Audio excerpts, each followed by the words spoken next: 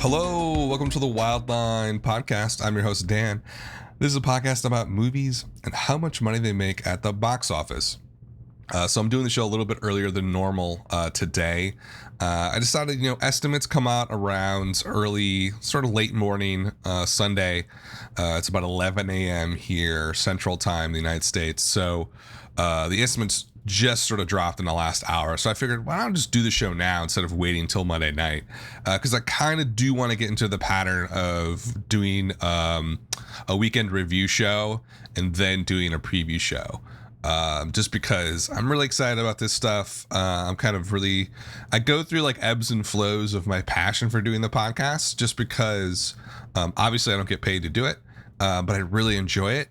And now that we're in the fall movie season into the holiday season, it's going to be so packed that's going to I don't want to do like a 2-hour show every week. I'd rather just do 2 1-hour shows if I can keep it under an hour. In any event, so this is going to be the review show for this weekend, the weekend of the 22nd through the 24th. Pretty busy at the box office. Like I said, from here on out, basically until January, it's going to be nonstop. There's going to be multiple wide releases coming out every weekend for the most part.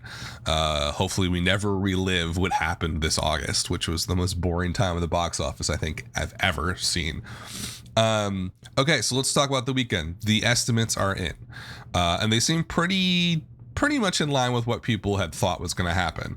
So number one this weekend is going to be Kingsman: The Gold Circle, coming in at $39 million. Now, keep in mind, if you follow the box office stuff, there's usually, over the weekend, there's usually about a few different check-in points with how a movie's going to do. You will know generally the ballpark of how a movie is going to open by its Thursday preview numbers. And I believe this one had, God, I can't remember off the top of my head, but I think it was like 3.4 million for its Thursday preview numbers. Now those numbers, when looking at those, a good place to do that is boxofficereport.com. I'm not sure of the name of the guy who runs that, but he has a great website, great Twitter to follow as well. He really knows what's going on, and he gets the official numbers as well, so that's important.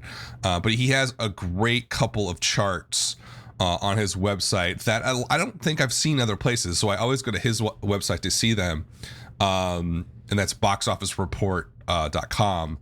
Up top, you'll see preview grosses is one of the tables.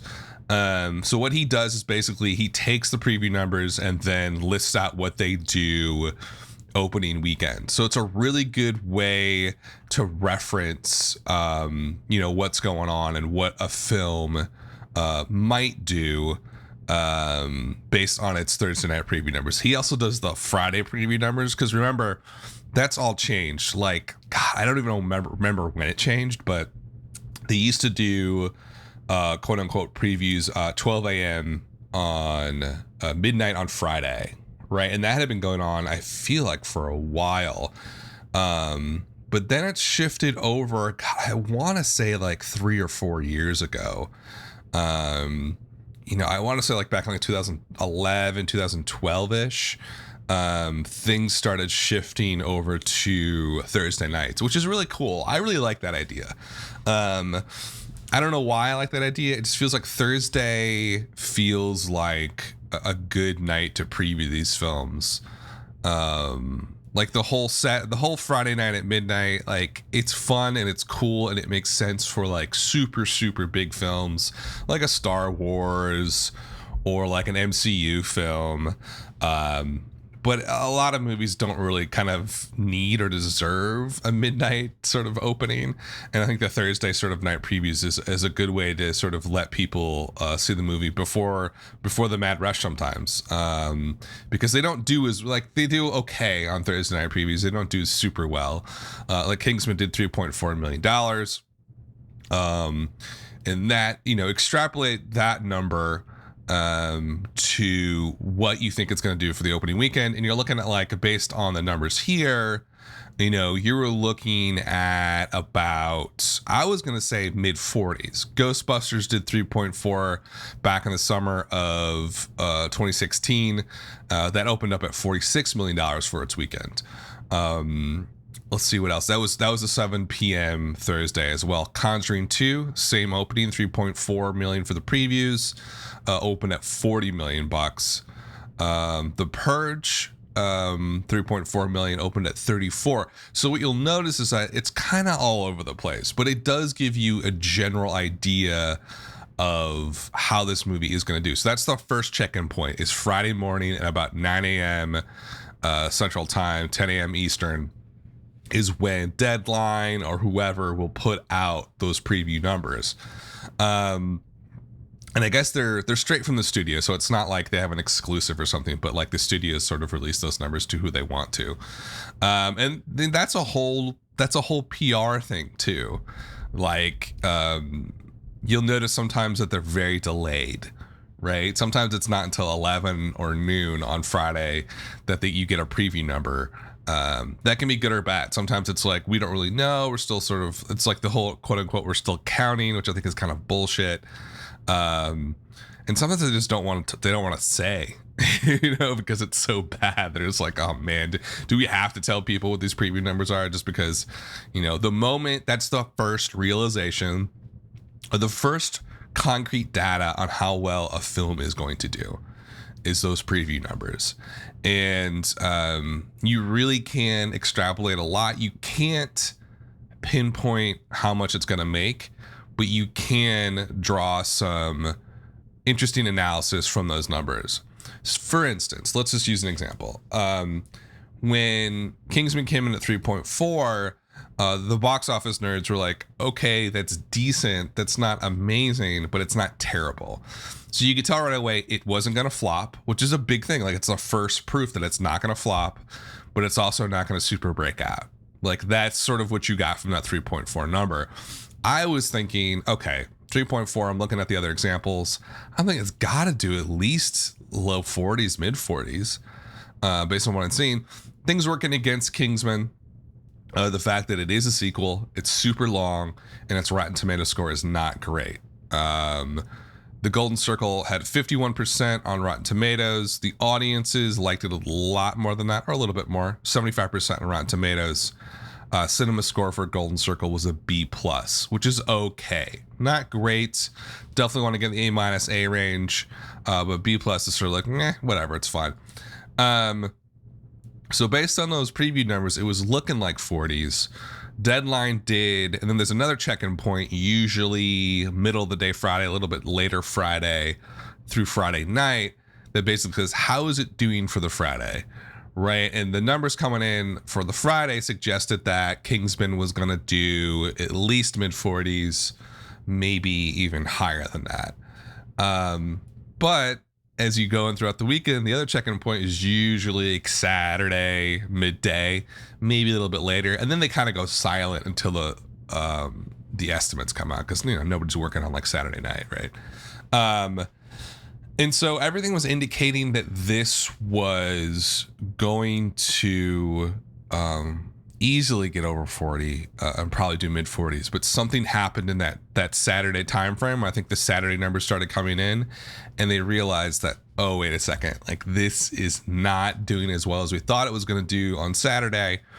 And now the Sunday estimate is at $39 million. So let's put that into context. Is that good for this movie? Budget's $104 million, so it's not necessarily a small film. The original Kingsman: The Secret Service kind of came out of the blue, it felt like to me. Definitely on like Reddit, on the internet, people were super into it, but it actually broke out pretty well. Opened at 36 in February of 2015.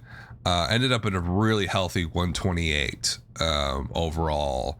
And then worldwide, it didn't do too shabby. Overall, worldwide was $414 million. That was on an $81 million production budget. So it was very, it was pretty successful. I would definitely call it a hit without a doubt. Surprise hit to me too, because I just didn't really see the market for this when it was coming out. And I was like, I guess people are going to see this. I don't know. It's like a parody of like the old spy movies, I guess. I guess it's like a parody of James Bond. I haven't seen them. And I will say this. I don't and this is totally non-business related in terms of how it's going to do financially, it seemed very sort of trite to me, and kind of just looking at the trailers was just like bored me. Like I would be bored to tears at one of these movies. I'm not a big spy James Bond guy, so that's probably why it doesn't connect with me. But 39 is good. It's great. Like also let's consider a couple of things. One, we're in September, right? Like September is usually one of the quietest months, usually second or third quietest month of the year. You just don't get a lot of blockbusters in this month at all ever. Until this year when we had It, and I think it will change the ball game. I think it will change Labor Day weekend as well. I think Labor Day weekend is now open for huge blockbusters, which it hasn't been for the last 20, 30 years, or at least 20 years. So it's a quiet September. So a $39 million opening is only 11 something, not that far off from the actual previous record holder. So I think it's good. Per theater average was just shy of 10K. Opened on over 4,000 theaters for super saturated launch. There's a couple of issues with this film that I think are at play here. Why it didn't pop off into the mid 40s like people were expecting. I believe even projections or tracking was saying high 40s, maybe even 50 million plus. And tracking starts 3 weeks before the release date.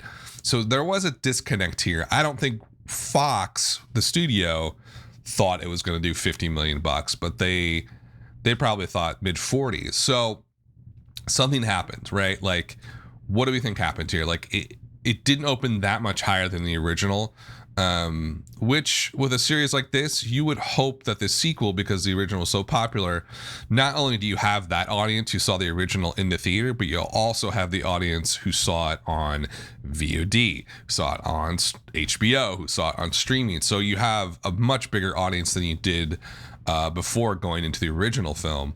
My expectation as the studio, and if I'm giving them $20 more million in production budget, was that it would open significantly higher than the original, and then probably not play as well in terms of legs, because there's the kind of like with the original, kind of like, oh hey, here's this new movie out. It's kind of like a secret until people talk about it with each other, and then it just keeps going and going at the box office, just because word of mouth is traveling amongst friends and stuff.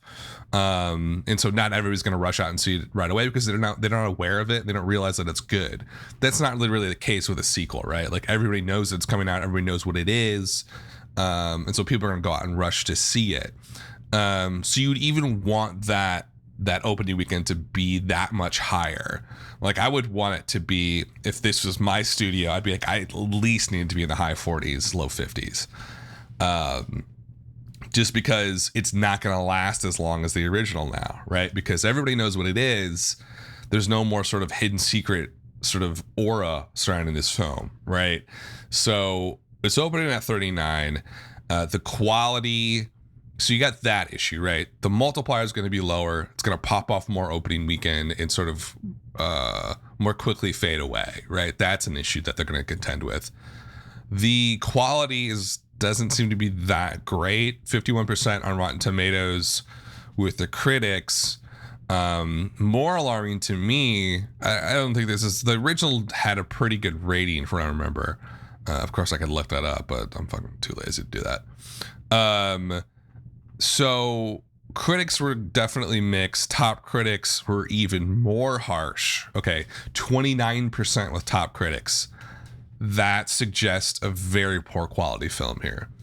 I don't have anything against movie critics who aren't part of this top critic circle, but there is a level of criticism that is maintained by the major publications, New York Times, Los Angeles Times, San Francisco Chronicle, Chicago Tribune, stuff like that, the major newspapers, that I'm sorry, online critics just don't have, right? Like it's just different. And then like I'm not sort of going against, I say this as an amateur podcaster who's talking about movie financials, which I don't even really have access to the real information. So I'm not like, it's not lost on me that amateur film criticism is important. It is.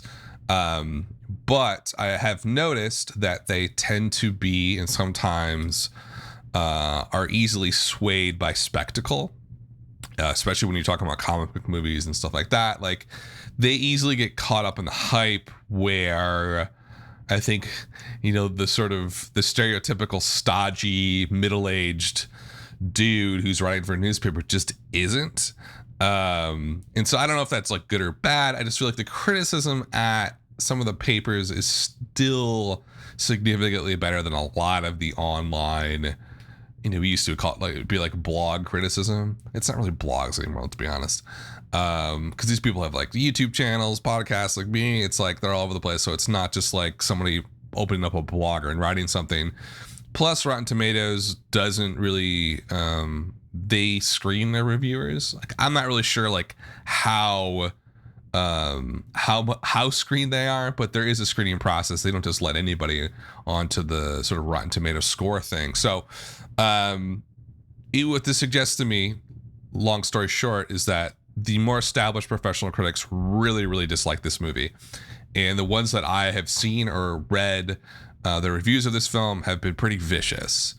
Just some of them are just really rip into this film as being bloated, overly long, just not really engaging all that much. So top critics did not like it at all.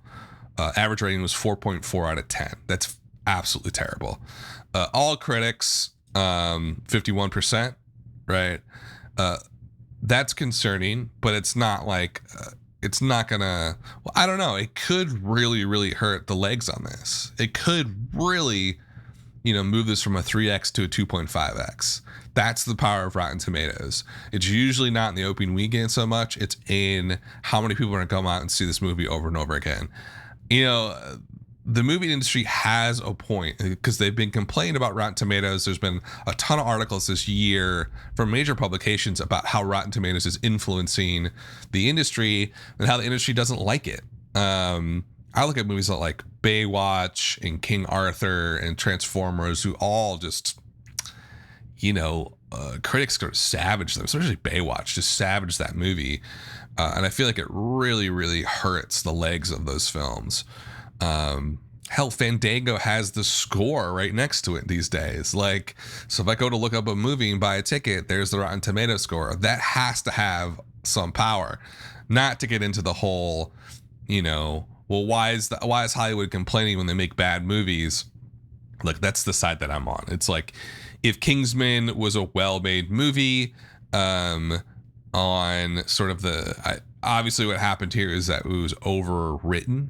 I think the original director's cut was like 3 hours, 4 hours long or something, and they had to cut it down. Like, come on, guys. Like, what are you doing? Like, this is, I don't want to say it's a throwaway movie, but it's one of those sort of like action movies you go and see, you want to have a good time. Like, the fact that it's 2.5 hours long, like, that doesn't make any sense. So that's, the time's also going to hurt it. Limited show times, right? So you got low quality, limited show times. Audience score of 75 is not great for opening weekends. You got to be well above, in the 80s and higher. That suggests the people that wanted to see this, went to go see it, and weren't that thrilled with it. They didn't think it was terrible. It's not like a 40% score for Mother. But it's not great. And that suggests to me, all this wrapped up to one, suggests to me this is going to have pretty shitty legs. And that is bad news, right? I'm not going to say it's underperforming really all that much. Opening weekend, it definitely came under what they thought it was going to do. I would be more concerned if I was a studio about how well it's going to play over the next couple of months. Because 39, let's say Kingsman has a 3x multiplier, like let's say the average movie, comes in at 117. That's not going to happen, right? This is going to have a low multiplier because it's too long. The critics hated it, and the audiences who saw it weren't overly thrilled by it. You're looking at maybe even like a 2.6. You're looking at 100. It's going to struggle. I think it's going to struggle to hit 100 million. And that's $26 million less than the original. And this costs $20 million more.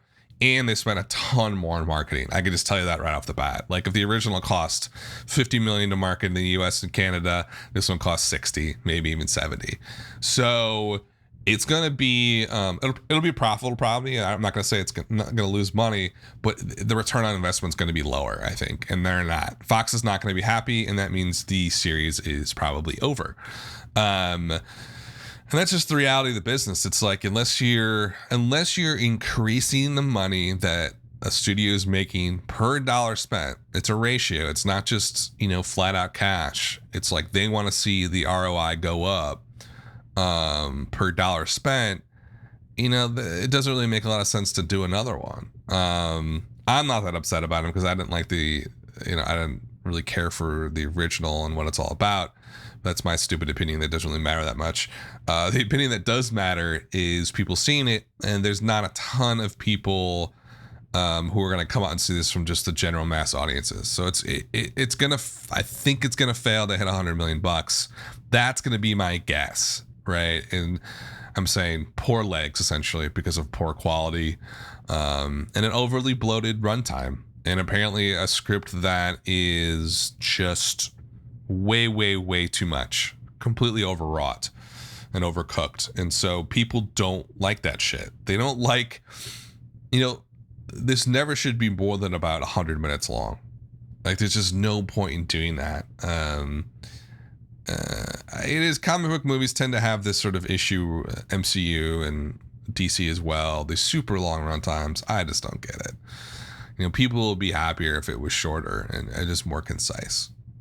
But that's my opinion on that. So Kingsman, I think a little bit off of what people expected and what the industry expected, even rival studios expected.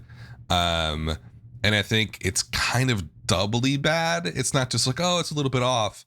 It's a little bit off, and that means it's going to do significantly worse in the long run. So I'm thinking under $100 million domestically for Kingsman. We will see how it plays out. Let's see how smart I am. See how prescient I am when this thing closes out. Okay, so that was number 1 at 39. Kingsman. Number 2 was It at $30 million. 50% drop, which is good. I thought it was going to drop a lot at second weekend. I was wrong. It only dropped about 51% in its second weekend, and a 50% drop in its third weekend. Not bad. Lost about 140 theaters. Still in over 4,000. We have 3 movies in over 4,000 theaters. Pretty crazy. Super saturated releases. Just because there's not a lot out, I don't think. So per theater average this weekend was about $7,500. Total take so far is $266 million. I've talked a ton about it. Not much more to say right now. I will say that the drops are looking good. So, maybe we'll do like a little guess on where this thing's going to end up, right? So opening weekend, it did 123. The drops aren't as big as I thought. So you're probably looking at, if it does the 3x multiplier, you could look at $350 million for this one, which just honestly still doesn't make any sense to me. I have no idea how it did so well. I actually don't think the movie's amazing. It certainly was fun to watch. But I don't know. It's not a masterpiece by any stretch of the imagination. It just really captured the zeitgeist of right now. Everybody had to see this movie. Everybody. And so it's still playing pretty well. Like the 50% drops are great, and I think it can leg it out to $350 million, but we'll keep an eye on that one as well. Number 3 was the Lego Ninjago movie. It's just a wide release, super saturated opening. If you're looking for reference as to what we think it should have done, and I'll get to what it actually did. The original Lego movie came out in February 2014. Surprised a lot of people, I think, and opened at $69 million, ended at $257 million. I mean, just really massive and very surprising, I think, for a lot of people. It was during that sort of helped also establish that Valentine's Day was like a big weekend and time to open films, which has sort of been the case the last few years. Then not really a sequel, but sort of an offshoot of the Lego brand, the Lego Batman movie opened earlier this year. It feels like a long time ago, but it opened sort of in that Valentine's Day slot on February 10th, and opened to $53 million, which I think was, I want to say, pretty respectable, considering it's not a sequel to the Lego movie, but it is sort of an offshoot. Ended up with a pretty healthy $175 million bucks. There was talk of, okay, like they're doing 2 Lego offshoot movies and not a sequel in this year. So there's already sort of rumblings that like there could be something not great about this. Like there's something could go wrong. The Batman movie ended up doing okay, because it came out first, and it's Batman, and it had been 3 years since the original Lego movie, so enough time had passed where people maybe wanted to see another one. The sequel to the Lego movie is coming out next February 8th. Oh, no, I'm sorry, February 8th, 2019. So not next year, the year after. And so this Ninjago movie is coming out this weekend. And people were thinking, okay, like, I don't know, like Batman opened at 53. The original opened at 69. It doesn't seem to have nearly the amount of cachet as the Batman one did, because it's Batman. So, they were thinking, oh, maybe in like the 30s, high 30s, probably, maybe low 40s. It opened at $21 million. $21 million as its opening. It's got to be one of the lower openings ever for a 4,000 theater opening. I tried to look that up, but there's not a ton of films on the all-time low list with 4,000 theaters, so I couldn't find out where it really fit into the mix. But $21 million is not good, even outside the context of what the previous movies did, which makes it look terrible. I mean, it's less than half of what the Batman movie did opening weekend. Now, of course, it's going to lag out a bit. It's a children's film, so you can expect at least a 3x multiplier. What did Batman do? Batman ended up at 175, started at 53, did about 3.3x. I don't think this is going to do as well as that, just because it just doesn't seem to have a real rabid audience who wants to see it. You're looking at like $65 million total for Ninjago. That's bad. Like this, I mean, this is already, I think, I don't know what the production budget is, but I'm assuming that it's decently high. This could be a flop. It feels like a flop. $5,000 per theater. Very low for an opening weekend with a big movie like this.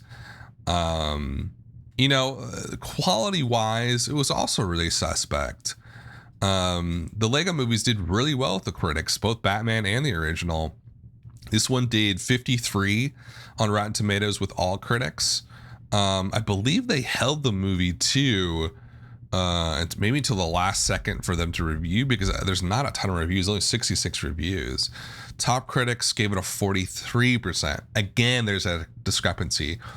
I think the all critics score skews up, and I think the top critic scores is a little bit more accurate about the critical consensus, to be honest with you. Audience score is 63. Not good. Not good. So we have a quality issue here, right? They didn't really market this appropriately. It didn't seem like the brand for Ninjago doesn't seem to be that vibrant. It was very confusing about what Ninjago is. I don't know what it is. I just assume it was like ninjas. But apparently there was like a TV show on Nickelodeon. I don't even know. I have no idea.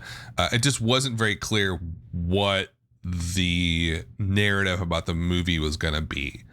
So you had sort of, I would say, kind of just like confusing and nebulous marketing in the weeks leading up to release. Then you had poor quality. And then you had Lego Saturation, right? Like the original Lego movie, I didn't want to see it. I wasn't really into it. I was like, oh, this seems like a cash grab. But it turned out to be a very, very good movie that was very well written.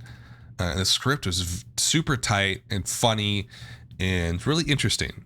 You know, I find children's movies that are really good to be some of the best written movies out there. Like they're better than any adult Oscar bait drama usually. To be honest with you, they're very tight, very clear about their intentions, which you know, an Oscar bait movie can just throw an actor through the gauntlet. Like The Revenant's the perfect example of a super, very poorly written script that ends up like getting applauded and lauded just because, you know, they put the main character through all this hell and oh my god, it's so, look at all the stuff he overcame. It was trashy. If you want an example of a really, really good Oscar baity film that's well written, go see Wind River. That's one of the better scripts that I've seen done. But I digress per usual. So Lego had some quality issues. The marketing was bad and oversaturated. Lego brand. I think I don't know if it's going to hurt the Lego movie sequel. I don't think they're going to do any more one-off films though. Maybe Batman, but probably not. I tried to watch that. God, I could not watch the Lego Batman movie. I thought it was so bad. But that's just me. Obviously, other people loved it. So I don't see this one really going anywhere. It kind of suggests the Lego brand is not as expansive or extensive as I think Warner Brothers thought it was going to be. It can't just print money, essentially, is what it is. It's not like MCU or something like that. So we'll see how that does. I expect probably because it opened so low, maybe not a massive drop, but higher than a normal children's film just because of the quality issues. All right, so that was number 3 at 21 million bucks was the Lego Ninjago movie.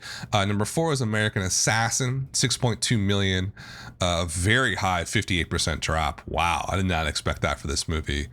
That's pretty high for an action movie like this that didn't open that high. Per theater average, below 2,000 per theater, 26 million bucks so far. They'll make some money. It's a $33 million budget. Won't have a huge foreign audience.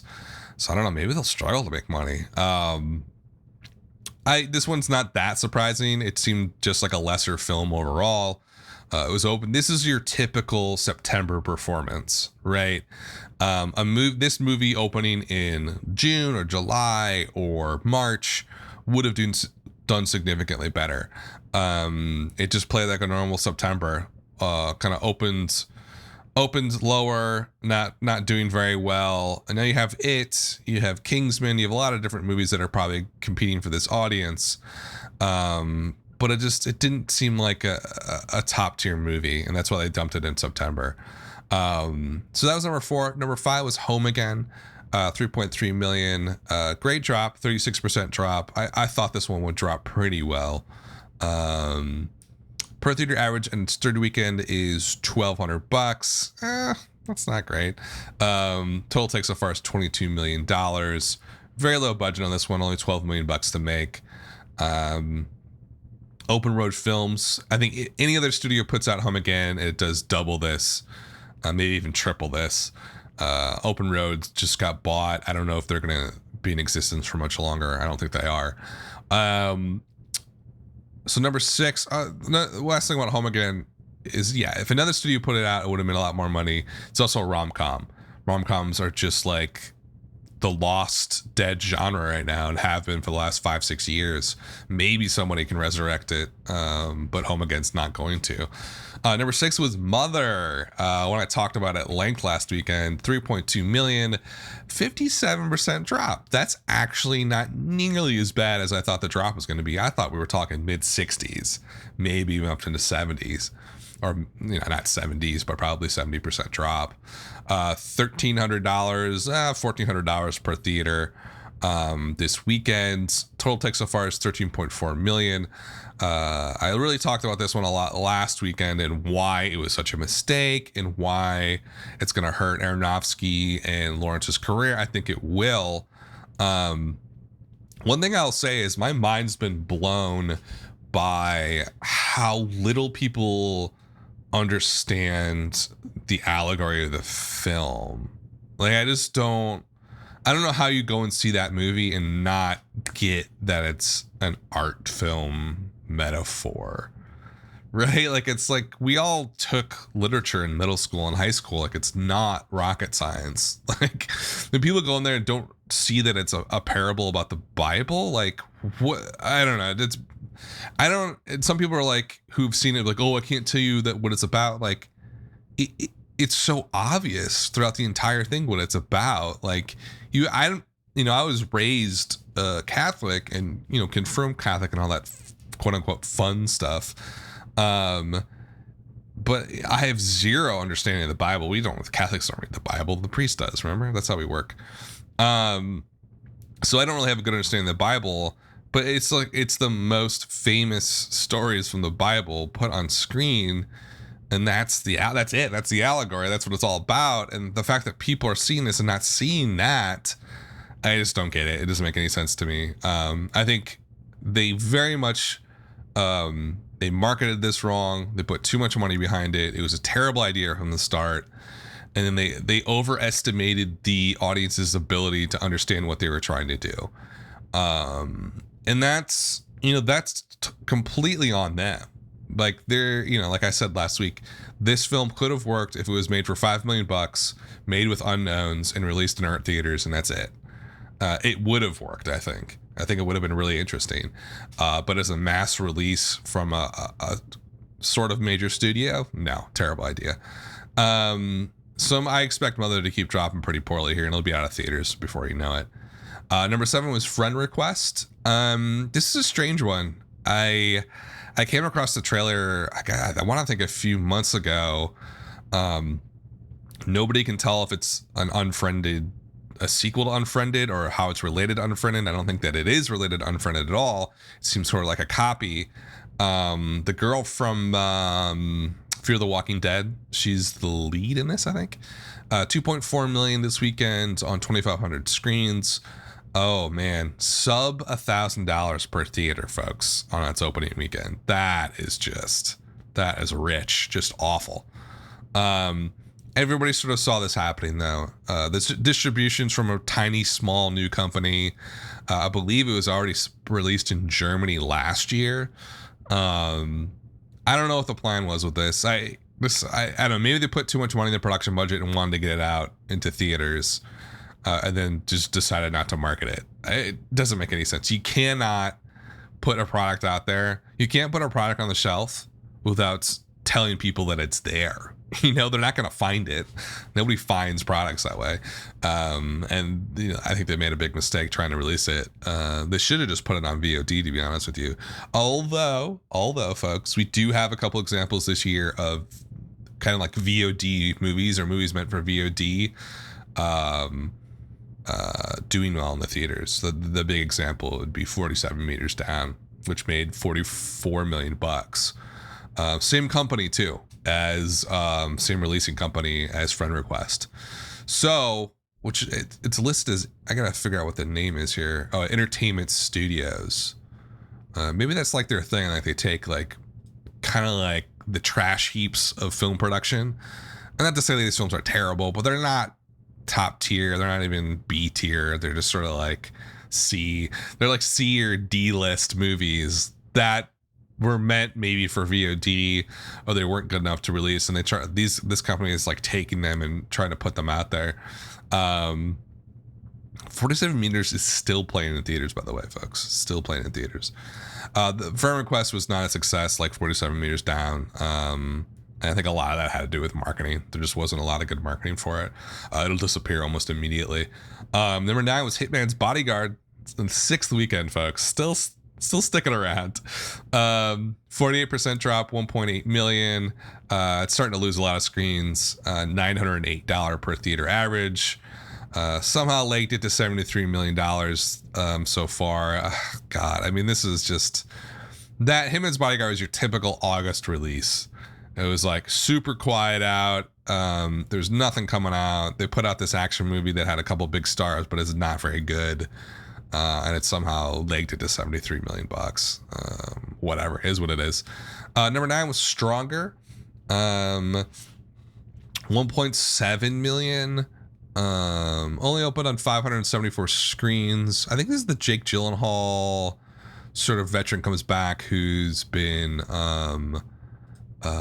injured or maimed in the war. I think he loses his legs. I've seen him on a couple talk shows this last week, so there's definitely some marketing going on. But it was released by Roadside Attractions. Roadside Attractions. I always get that wrong. They put out Manchester by the Sea.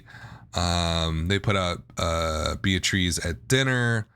Not a ton else that I'm thinking about recently here. Oh man, I was looking at the wrong list here. They put out like 1, 2, 3, 4, 5, a lot of movies in 2017. I haven't heard of most of them.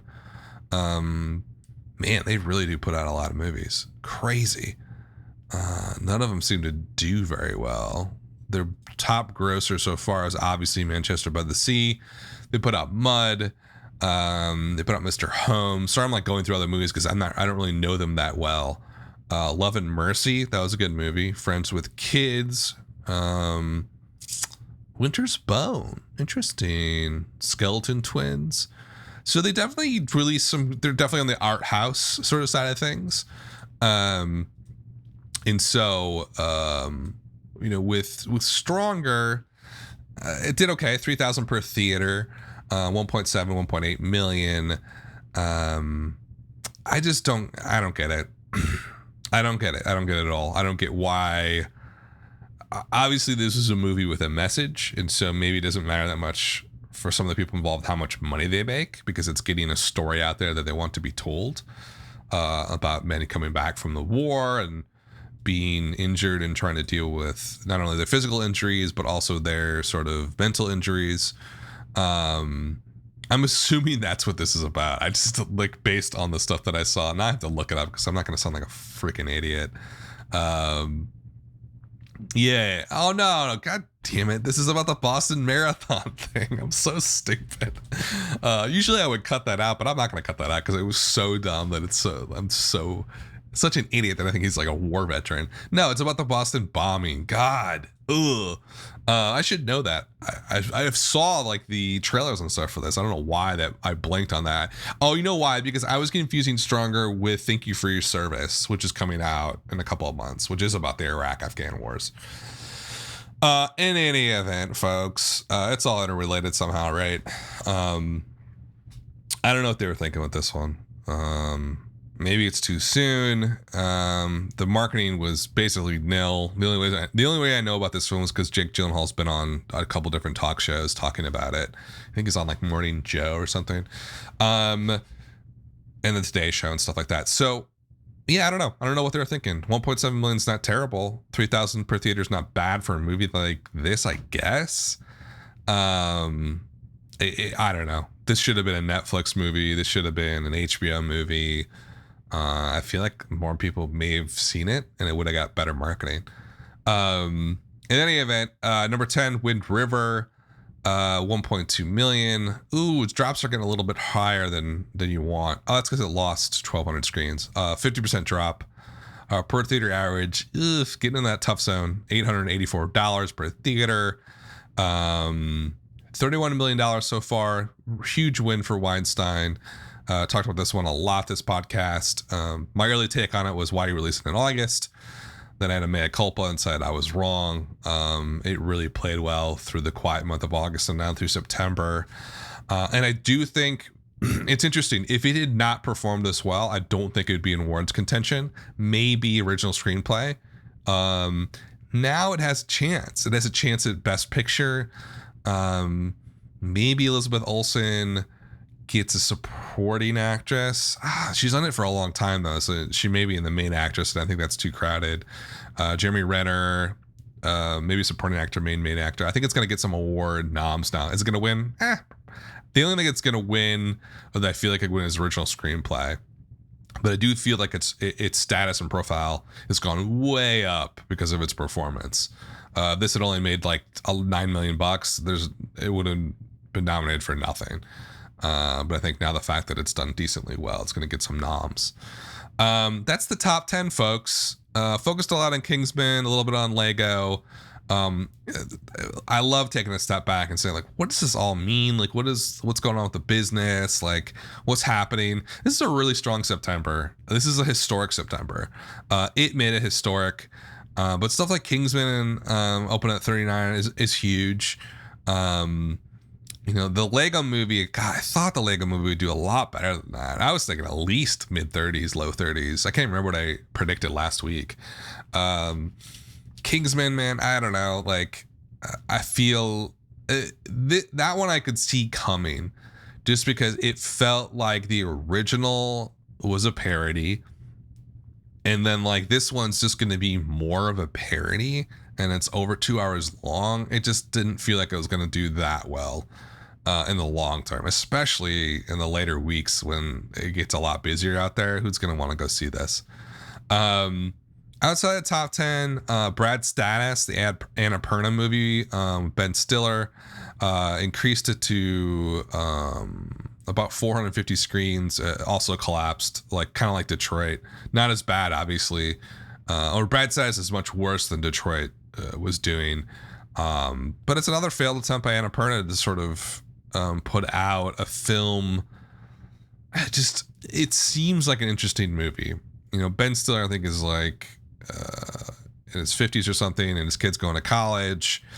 And it's sort of like a generational coming of age film where his son's coming of age, and he's coming of age as an older man. It had zero I love that I pick a word every podcast. Zero cachet. It just didn't really have a vibrancy to it. Didn't really pop off at all. It just seemed kind of boring. That's a whole thing about Ben Stiller, man. Like, he did that. What was that movie? I can't remember it now. The one where he goes to like Iceland and stuff. He just comes across as a little too flat sometimes. And as the trailers to this, it seemed like he was super flat. Like, I just don't get what he's doing with his career these days. In any event, did not do well. A failure. Won't make any money. No idea why they even put it out. Doesn't make any sense to me. This would be another movie that should be on a streaming service that is separate from Netflix. That's just for more arty films. Like, someone needs to do it. Like, I can't do it. I don't have any money. Someone needs to put together a service that, is $10 a month and releases these films straight up immediately. Maybe that's a terrible financial decision to do that, but I just feel like more eyeballs are going to see it than putting it out in the theaters because no one's going to go see this.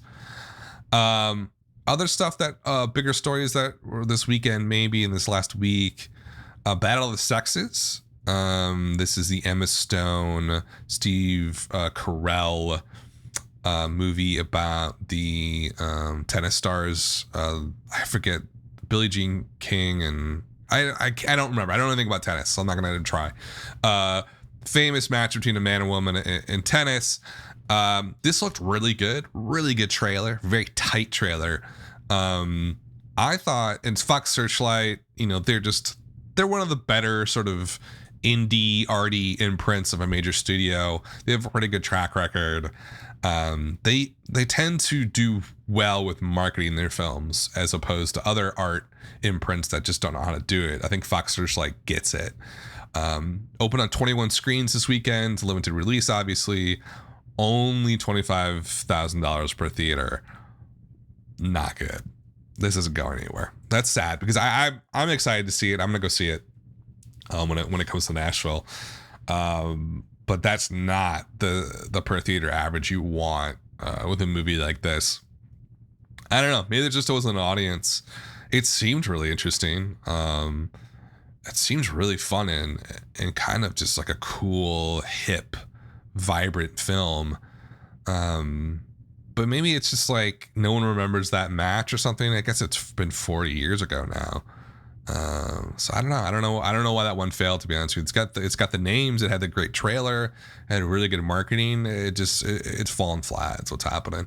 So that's this weekend for the most part. I don't really want to talk about too much more.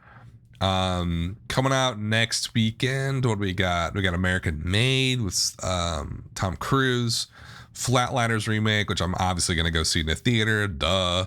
Those are the two big wide releases from real studios, major studios. A couple other films coming out that I'm not familiar with. Battle of the Sexes is expanding to over 1,000 theaters. Good luck with that. Battle of the Sexes may be sort of writing the end of that story before it is actually here, just because it seems like it might play better with outside of New York, Los Angeles. Which is where it's playing now, probably in the major cities like that. It might play better with smaller cities and a more middle America audience, maybe. I don't know. We'll see. So that's next weekend, and then coming up, we got Blade Runner, which feels really early. I thought it was going to be like later in October, but like October 6th, it's going to be like 90 degrees in Nashville. It feels like such like a fall movie or like winter movie. I'm so stoked to see it. I have no idea how it's going to do, and I'm terrified for it because the budget was like $180 million. I don't know. We'll see how it does. The Mountains Between Us, I think, is going to break out. It may not, but it looks... I don't know if I'm going to see it, but like I feel like it's going to play well outside the major cities. My Little Pony's coming out that weekend. And then, so that's October. Man, it's a really busy October. It's just like nonstop. Now, like I said, it's nonstop. Now I kind of want to see where it tapers off if it does. And I'm going to do that live on the podcast just to bore you all the way through October, it's like nonstop. November, you start out with Thor, which is going to be massive. And then you're in November. Oh man, yeah, there's just not a moment where maybe December 1st Polaroid's coming out. That's probably one of the weaker releases. You know what, like I'm looking at early December, and there's a ton of art films coming out because it is Oscar season. Shape of Water, A Disaster Artist, stuff like that. And then of course Star Wars comes out. I forgot Star Wars is coming out on the 15th, but before that it's decently wide open. Obviously Justice League is opening mid-November. Coco, Death Wish. I didn't know Annapurna was putting out Death Wish. Is opening late that Thanksgiving slot, but right after Thanksgiving, it's actually quiet until Star Wars. And then you got Christmas, which is just like a shit show. There's like a million movies to see the last 2 weeks of the year, and I'm like constantly at the movie theater when I go to visit my parents up in Wisconsin. That's all we do. Hell, and then, I thought it would slow down in January, but it's not much of a slowdown, to be honest with you. It could be nonstop for the foreseeable future.